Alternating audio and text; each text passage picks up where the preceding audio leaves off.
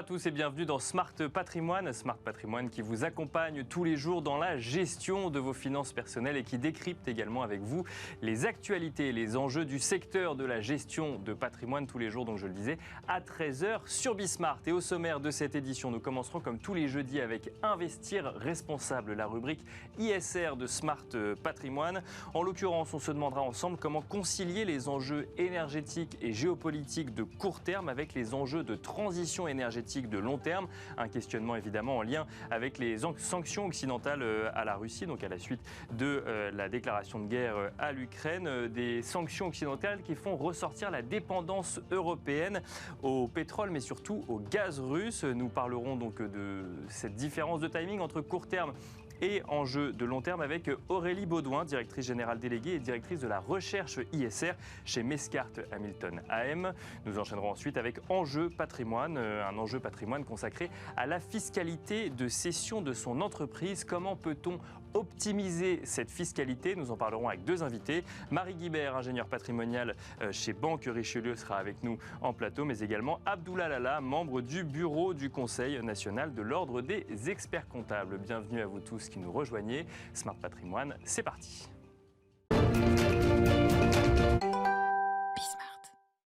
Et nous commençons donc avec Investir responsable, le rendez-vous ISR de Smart Patrimoine. Et aujourd'hui, la question qui va nous animer, c'est comment concilier les enjeux énergétiques et géopolitiques de court terme avec les enjeux de transition énergétique de long terme. Une question vaste à laquelle nous allons tenter de répondre avec Aurélie Baudouin, directrice générale déléguée et directrice de la recherche ISR chez Mescart Hamilton AM. Bonjour Aurélie Baudouin. Bonjour. Bienvenue sur le plateau de Smart Patrimoine.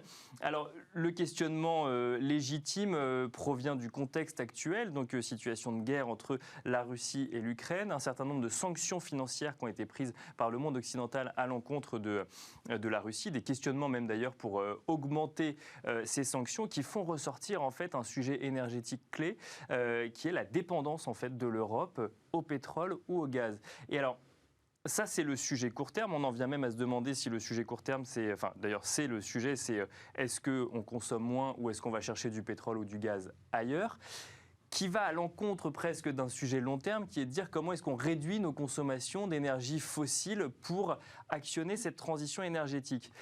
Je laisse de côté le nucléaire, mais peut-être que ça fera partie de votre réponse. Du coup, comment est-ce qu'on regarde cette situation d'irréconciliation finalement entre court terme et long terme actuellement quand on est spécialiste de ces sujets ISR et ESG ?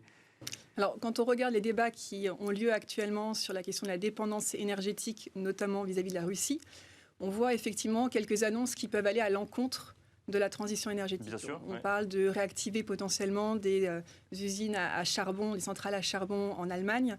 On parle aussi potentiellement d'aller vers les États-Unis et le GNL qui est plus émetteur de CO2 que le gaz russe. Le gaz naturel liquéfié, bien sûr. Exactement.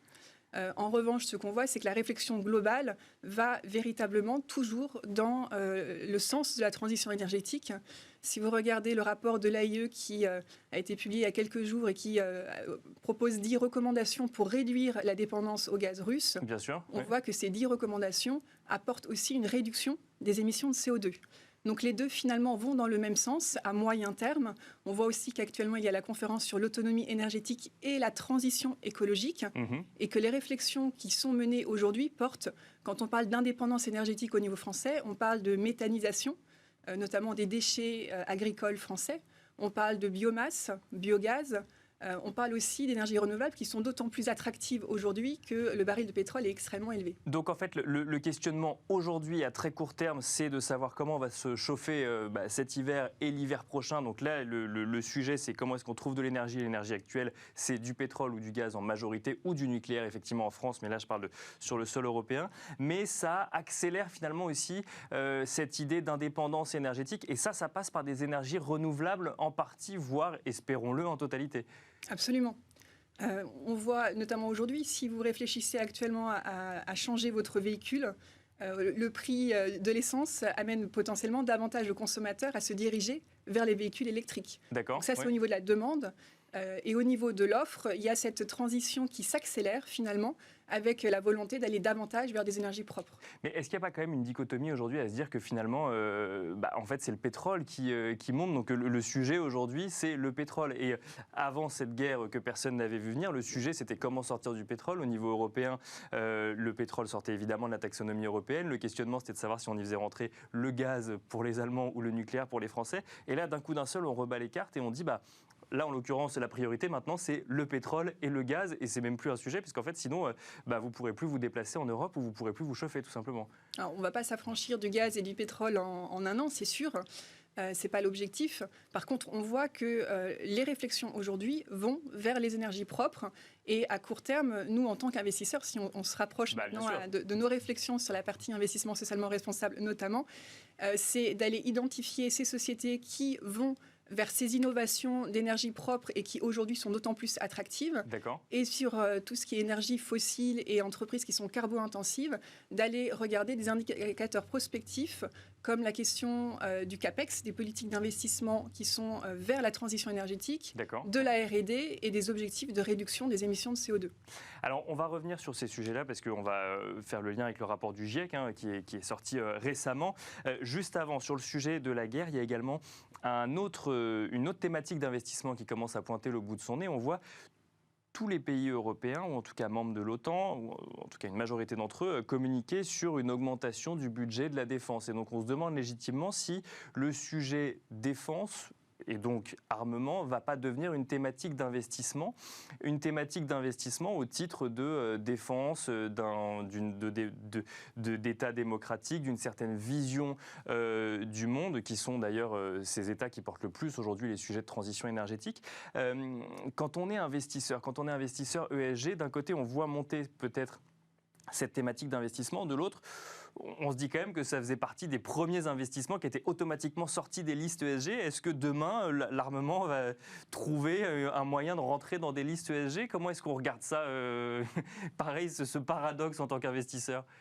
Nous avons des fonds ISR qui excluent l'armement. Nous avons d'autres fonds ISR qui ne l'excluent pas a priori. D'accord. Ce qu'on voit quand on discute avec nos clients, c'est que certains considèrent que ce n'est pas forcément leur rôle, leur mission en tant qu'investisseur, notamment privé, de s'orienter vers ce type d'investissement.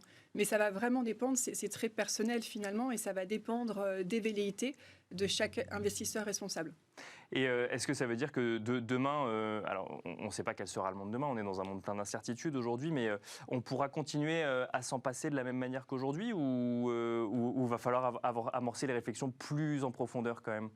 Vous évoquiez les investissements publics qui sont réalisés dessus, et ça c'est incontestable. Après, à chaque investisseur de voir s'il souhaite participer à ce développement ou pas, et si c'est le rôle en tant qu'investissement privé pour le coup cette fois-ci. Mais pour autant, l'armement n'est pas systématiquement exclu de l'ISR. Ce qui est sûr, c'est qu'aujourd'hui, en France, nous avons des politiques d'exclusion des bombes à sous-munitions et des mines antipersonnelles. Alors ça, c'est pour l'armement. Je vous propose maintenant de passer au rapport du GIEC. Donc, cette émission, le premier bandeau que les gens ont vu, c'est entre court et long terme. Donc, le court terme, c'était le sujet de transition énergétique en lien avec les sanctions actuelles. Le long terme, c'est ce que nous apprend ce rapport du GIEC. Alors, je ne vais pas tout citer, mais on voit des chiffres qui sont plus alarmants que jamais. Si je prends le sujet européen, je lisais qu'on parle de 30 000 morts par an en 2050 à cause de vagues de chaleur extrêmes, donc 4 000 par an en France, 1 milliard d'habitants menacés par la montée des eaux. Là, du coup, qu'est-ce que ça nous dit sur, finalement, est-ce que le sujet du pétrole ou du gaz, d'un coup d'un seul, si on reprend la big picture, en fait, est tout de suite beaucoup moins... c'est beaucoup plus un épiphénomène par rapport à une trajectoire beaucoup plus longue. Donc là, en fait, d'un coup d'un seul, on se dit, mais il faut qu'on aille beaucoup plus vite, en fait, en matière d'investissement pour de l'énergie propre. Oui, effectivement, ce rapport est extrêmement alarmiste. Il portait sur les conséquences du changement climatique. Et ces conséquences, que ce soit sur notre écosystème, mais aussi sur la santé humaine, sont catastrophiques.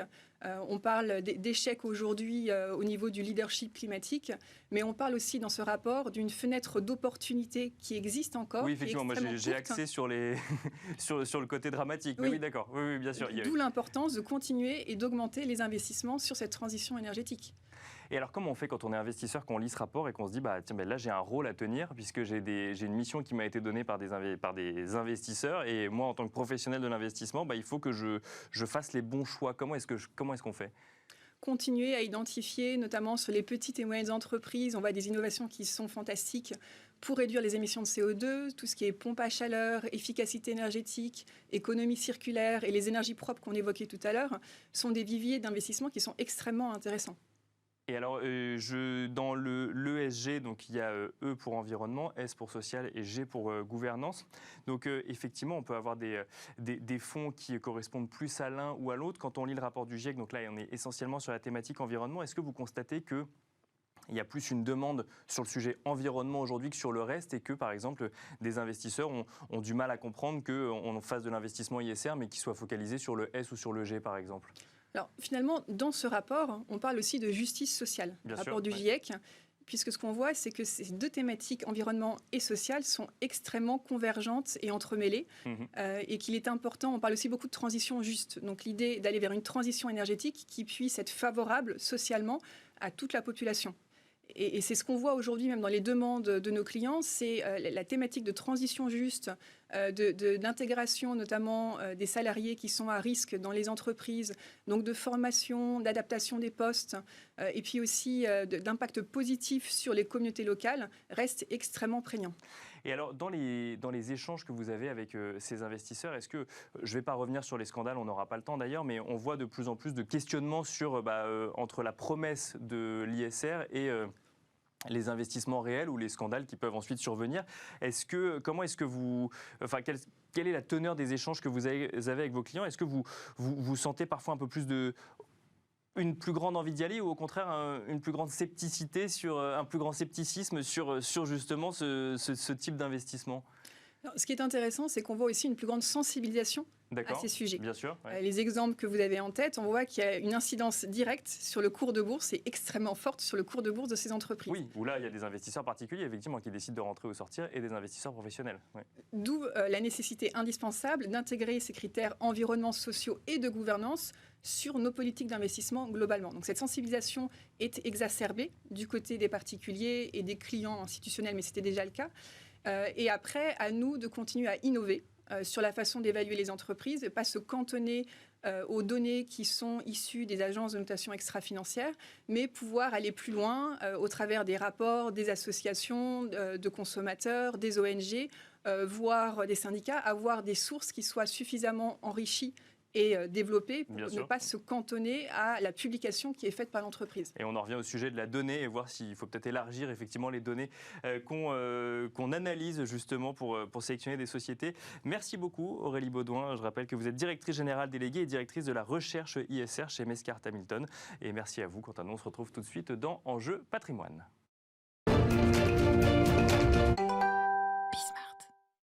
Et nous continuons donc avec Enjeu Patrimoine, où nous allons nous poser la question de la fiscalité liée à la cession de son entreprise. Comment peut-on l'optimiser ? Une question que l'on se pose lorsque l'on est dirigeant d'entreprise, actionnaire majoritaire, mais aussi entrepreneur, dans le cas d'entreprise familiale ou, dans le cas qui va nous intéresser aujourd'hui, dans le cas d'entreprise cédée à des tiers. Pour en parler, nous avons le plaisir de recevoir sur le plateau de Smart Patrimoine Marie Guibert, ingénieure patrimoniale chez Banque Richelieu. Bonjour Marie Guibert. Bonjour Nicolas. Bienvenue sur le plateau de Smart Patrimoine. Et nous avons le plaisir de recevoir également Abdoullah Lala, expert comptable et membre du Conseil national de l'Ordre des experts comptables. Bonjour Abdoullah Lala. Oui, bonjour. Bienvenue à tous les deux. On va peut-être commencer avec vous, Marie Guibert. 15 minutes pour essayer de comprendre la fiscalité liée à la cession de son entreprise. On peut peut-être parler de l'existant quand on veut céder son entreprise à un tiers aujourd'hui, qu'on est entrepreneur ou actionnaire majoritaire. Mais prenons peut-être l'exemple de l'entrepreneur qui a créé son entreprise et développé son entreprise de toutes pièces. Quelle est la la fiscalité lorsqu'il décide de céder son entreprise ? Alors aujourd'hui et depuis 2018, avec l'apparition de la flat tax, les choses sont assez claires. D'accord. On peut dire à un dirigeant qui vient nous voir pour céder son entreprise qu'il aura un taux de taxation maximal de 30%. Quoi qu'il arrive, parce que ce sera cette flat tax sur la plus-value de cession. Exactement. quoi qu'il arrive, mais on peut quand même rajouter, parce qu'il c'est quand même pas aussi simple, la CEHR, la contribution exceptionnelle sur les hauts revenus, qui évolue entre 3 et 4% si le revenu de référence du contribuable est supérieur à 250 000 euros pour un célibataire ou 500 000 euros pour un couple. Donc si la plus-value de cession est supérieure à 500 000 euros l'année où on vend, on rajoute cette CEHR. Exactement. Donc au maximum du maximum, on est à 34% d'impôt sur la plus-value réalisée. Est-ce qu'il existe des régimes dérogatoires quand on cède son entreprise, Marie Guibert ? Oui, effectivement, la loi a quand même laissé la possibilité au contribuable, lorsque c'est plus intéressant pour lui, d'opter pour une application du barème progressif. D'accord. Donc, au lieu d'avoir cette flat tax à 30% sur laquelle on est imposé d'une part à 12,8% et d'autre part à 17,2%, ce qui forme le total de 30%, on va ajouter le montant de la plus-value réalisée aux autres revenus pour être imposé au barème progressif d'impôt sur le revenu. Donc, je rappelle qu'il va de 0 à 45% aujourd'hui. Et donc là, on voit effectivement, quand on est entre 0 et 30, il est peut-être plus intéressant d'être sur le barème progressif. Et sinon, au-delà, on passe sur la flat tax. Et en fait, on a le choix entre la fiscalité qui peut être la plus avantageuse pour l'entrepreneur. Oui, mais il faut rajouter que lorsqu'on opte pour le barème progressif, en fait, l'avantage, c'est qu'on a droit à des abattements pour durée de détention, si et seulement si les titres ont été acquis qui sont cédés ont été acquis avant 2018. D'accord. Et dans ce cas, on a des abattements pour durée de détention qui sont de 50%, voire de 65%, lorsque les titres sont détenus depuis plus de 8 ans. D'accord. Donc il faut avoir en tête effectivement ce timing qui peut être un peu complexe. On va essayer de vous comprendre ensemble, de comprendre ensemble comment optimiser la fiscalité autour de la cession de son entreprise. Il y a des mécanismes qui existent. Juste avant, Abdoulaye Lala, vous échangez donc du coup régulièrement avec des dirigeants d'entreprise. C'est votre métier, vous êtes expert comptable. Est-ce que vous constatez une anticipation sur ces sujets-là ou des questionnements sur ces sujets-là, où en fait on commence à se poser la question de la fiscalité le jour où on se pose la question de céder son entreprise ? Effectivement, c'est une très très bonne question parce qu'en qualité d'expert comptable, vous savez que nous accompagnons plus de 2 millions d'entreprises en France et que nous rencontrons au quotidien dans nos cabinets des chefs d'entreprise qui effectivement n'ont pas toujours conscience des délais qui s'approchent. Vous savez, on aime toujours ne pas voir le jour où on ne sera plus là. Et donc ce qu'il faut, c'est absolument pouvoir avec eux anticiper. D'autant plus que, et vous l'avez rappelé, vous avez aujourd'hui et depuis une vingtaine d'années pratiquement, des mesures qui ont été mises en place par les pouvoirs publics pour justement permettre aux chefs d'entreprise de transmettre son entreprise en toute pérennité. Et ça, c'est vraiment la question essentielle, l'anticipation. C'est assurer la continuité de l'entreprise derrière. Exactement, et surtout anticiper sur des mesures qui sont mises en œuvre, qui peuvent être mises en œuvre. Alors, nous, on accompagne beaucoup le chef de la petite entreprise, peut être l'artisan, le boulanger, comme aussi les plus grandes entreprises. Et depuis 20 ans à peu près, les premières lois, vous savez, c'est les lois Dutreil. Je ne sais pas si vous vous souvenez des lois Dutreil. Et puis on a eu les lois Sarkozy en 2005, quand celui-ci était ministre de l'économie, et puis d'autres. Et les dernières modifications, vous voyez, c'est la loi de finances 2022. Avec là aussi une augmentation des seuils d'exonération. Ce qui est très important, c'est de venir voir des professionnels. Qui, eux, suivent effectivement ces évolutions. Effectivement. Et notamment ces seuils. Alors, les petites entreprises, vous en avez parlé, on va y revenir dans un instant. On va regarder des mécanismes un peu plus généraux avec vous, Marie Guibert, quand on veut optimiser la cession de son entreprise. Donc, entre guillemets, sortir du cadre que vous venez de nous donner. Il existe des possibilités, notamment un premier mécanisme qu'on peut essayer de décrypter tous les trois ensemble, c'est celui d'apport-cession. Alors, le 150-0 BTR pour ceux qui connaissent, mais sinon, l'apport-cession pour les autres. Comment ça marche concrètement ? Là, ça implique de créer une holding et de vendre son entreprise, mais de s'engager à aller financer une autre activité professionnelle, si je caricature. Oui, c'est vrai que c'est un dispositif qui est génial en fait pour les entrepreneurs qui souhaitent repartir sur de nouveaux projets professionnels. Pourquoi ? Parce qu'en fait, l'entrepreneur, il va apporter ses titres à une holding. Lors de l'apport de titres de société AIS à une autre société AIS que l'on contrôle, on bénéficie d'un report d'imposition, c'est-à-dire que la plus-value est calculée, mais l'imposition n'est pas due. Du coup, l'entrepreneur va se retrouver à la tête de cette holding qui détiendra les titres. Lorsque les titres vont être cédés, il n'y aura pas d'impôt sur la plus-value puisqu'on n'aura pas de plus-value finalement. On aura une différence entre le prix de cession par rapport à la valeur apportée, donc pas de plus-value s'il n'y a pas eu d'évolution du titre à ce moment-là. Et donc l'entrepreneur, via sa holding, pourra conserver 100% du prix de cession des titres cédés, Donc, au en lieu fait, d'avoir cette érosion que l'on a vue tout à l'heure, Bien qui sûr, pourrait aller ouais. jusqu'à 34%. Donc en fait, parce qu'on apporte de la valeur d'une entreprise A à une entreprise B et que cette entreprise B va avoir une activité économique, on n'a pas de fiscalité sur la revente à terme de ces titres. Ça veut dire qu'il faut les garder, j'imagine, dans la holding un certain nombre de temps ou s'engager à recréer une activité économique derrière. Oui, c'est une très bonne remarque et tout ça a bien été ficelé maintenant par des régimes anti-abus au niveau du régime de l'apport avant cession qui nous dit que le report d'imposition devient exigible si on cède les titres qui ont été apportés dans un délai inférieur à 3 ans. D'accord. Sauf si l'on remploie au moins 60% du prix de cession dans de nouvelles activités économiques. D'accord. Mais ça laisse quand même une voie d'optimisation pour ceux qui n'ont pas forcément envie de réinvestir la totalité, puisque si les titres sont apportés à la holding et que l'entrepreneur attend ce délai des 3 ans pour céder ensuite les titres apportés à la holding, alors là, on n'aura pas du tout d'obligation de réinvestissement et l'entrepreneur, via sa holding, finalement, sera libre de faire les investissements qu'il souhaite, économiques ou patrimoniaux. Donc, où on réinvestit dans l'économie réelle, où on immobilise son capital, si je comprends bien. Abdoulaye Lala, une question sur l'apport cession. À quoi est-ce qu'il faut faire attention quand on est chef d'entreprise, ou en tout cas ex-chef d'entreprise, puisqu'on vient de la céder? Bien sûr, mais d'abord respecter toutes les conditions fixées par la loi. Et donc là, il faut se faire accompagner. Et puis surtout, que faire de l'argent finalement? Parce que cet argent qui est le produit de la cession de son entreprise va être encapsulé dans la société holding Bien sûr, oui. dont on vient de parler. Et en réalité, pour pouvoir disposer de cet argent et aller vivre sa vie paisiblement dans une île paradisiaque, aux Bahamas, donc, par exemple, ou à l'île Maurice, Ouais, ou à la l'île Réunion, Réunion, hein, ou à la Réunion, chez moi. Donc, effectivement, à ce moment-là, il faudra se distribuer et payer, le cas échéant, la flat tax.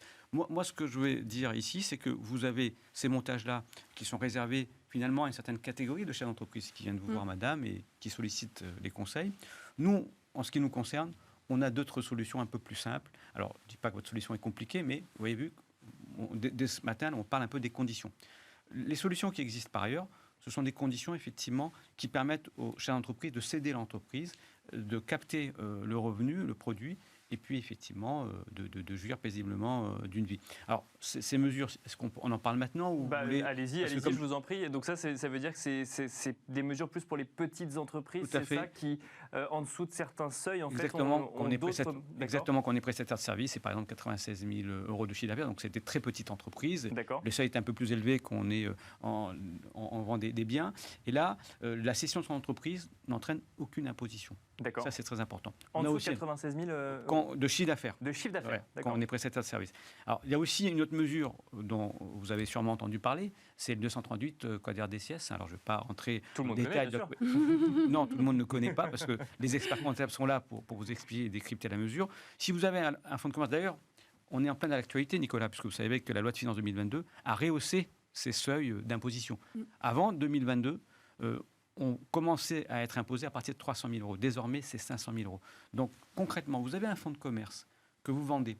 Si la valeur de ce fonds de commerce est de moins de 500 000 €, vous serez exonéré d'impôt sur le revenu. Il reste un peu de CSG, RDS, parce que ça, on ne peut pas y échapper. Et ce qui est intéressant également de rappeler, puisqu'on parle aussi de l'actualité fiscale, c'est que depuis le 1er janvier 2022, l'amortissement du fonds de commerce est possible dans certaines conditions pour les PME au sens communautaire.